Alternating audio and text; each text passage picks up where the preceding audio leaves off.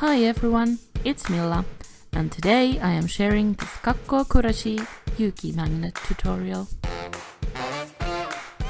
I used black, pink, red, peach, white and blue perler beads.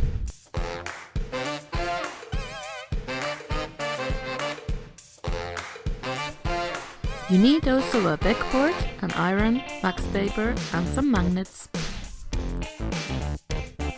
It is easy for you to copy this design if you stop the video and make the character one line at a time or one color at a time.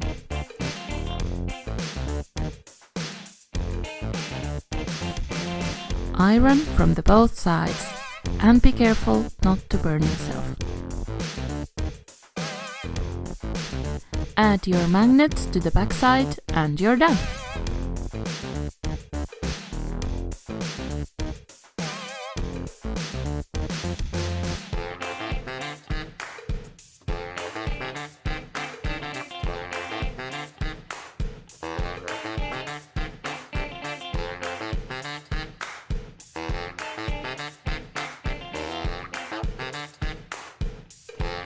Yuki was definitely my favorite character.